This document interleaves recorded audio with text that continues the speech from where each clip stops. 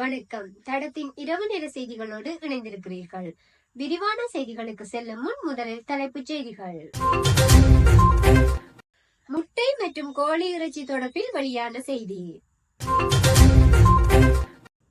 அரசாங்கம் எந்த ஒரு விசாரணைகளிலும் தலையிடாது, ஜனாதிபதி தெரிவிப்பு. அரசு ஊழியர்களுக்கான சம்பள அதிகரிப்பு தொடர்பில் ஜனாதிபதியின் தீர்மானம். அரசு ஊழியர்களுக்கான நியாயமான அடிப்படை சம்பள அதிகரிப்பு மற்றும் ஓய்வூதியம் பெறுவோரின் சம்பள முரண்பாடுகளை 3 வருடங்களுக்குள் முடிவுக்கு கொண்டு வருவது தொடர்பான முன்மொழிவுகள் இந்த ஆண்டுக்கான வரவு செலவு திட்டத்தில் முன்வைக்கப்படும் என ஜனாதிபதி அனுரகுமார திசாநாயக்க தெரிவித்துள்ளார். அனுராதபுர மாவட்ட செயலகத்தில் இன்று நடைபெற்ற அனுராதபுர மாவட்ட ஒருங்கிணைப்பு குழு கூட்டத்திலேயே ஜனாதிபதி மேற்கண்டவாறு குறிப்பிட்டுள்ளார்.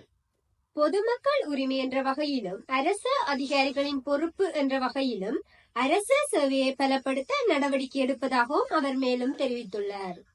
தற்போதுள்ள அரசு சேவையில் பிரஜைகள் திருப்தி அடையவில்லை என சுட்டிக்காட்டிய ஜனாதிபதி அரசாங்க சேவையை டிஜிட்டல் மயமாக்குவதனூடாக பிரஜைகளுக்கு வினைத்திறனான சேவையை வழங்க எதிர்பார்த்துள்ளதாகவும் குறிப்பிட்டுள்ளார். அரச சேவையை வலுப்படுத்துவது மற்றும் அரச சேவைக்கான செலவை நிர்வகிப்பதன் அவசியம் பற்றியும் இக்கலந்துரையாடலில் கவனம் செலுத்தப்பட்டது. இக்கலந்துரையாடலில் அரச சேவையில் காணப்படும் அத்தியாவசியமான 30,000 வெற்றிடங்களுக்கு ஆட்சேர்ப்பு செய்ய வேண்டியதன் அவசியம் குறித்து கவனம் செலுத்தப்பட்டுள்ளது. அத்தோடு அது தொடர்பான நிதி ஒதுக்கீடுகளுக்கான முன்மொழிவுகளை இவ்வருட வரவு செலவு திட்டத்தில் முன்வைப்பது குறித்தும் கவனம் செலுத்தப்பட்டுள்ளது. மேலும் தொழில்நுட்ப காரணங்களால் நேர்முக பரீட்சைகள் தாமதமடையக்கூடிய வெற்றிடங்கள் குறித்தும் இங்கு ஆலோசிக்கப்பட்டுள்ளது.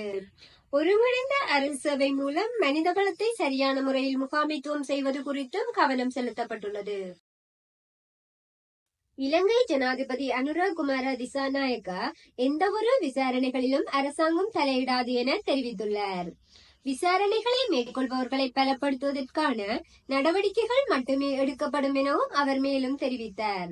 ஹோமாகம பிட்டிபென பகுதியில் நடந்த மக்கள் சந்திப்பொன்றில் கலந்து உரையாற்றிய போதே ஜனாதிபதி இதனை தெரிவித்துள்ளார்.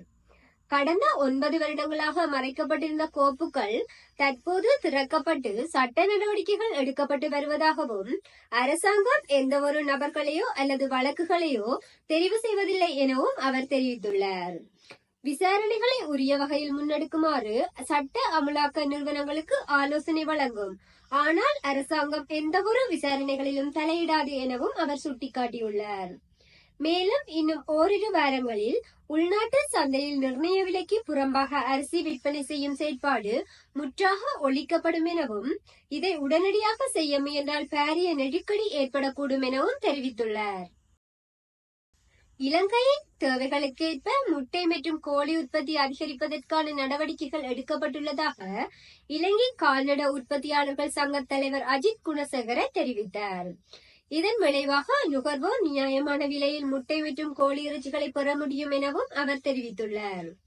அத்துடன் நாளாந்த கோழி இறைச்சி விற்பனை 100 மெட்ரிக் டன்களினால் குறைந்துள்ளதாகவும் கோழி இறைச்சி விற்பனை இவ்வாறு குறைவதற்கான காரணமாக மக்கள் போதிய வருமானம் இல்லாததை சங்க தலைவர் சுட்டிக்காட்டியுள்ளார்.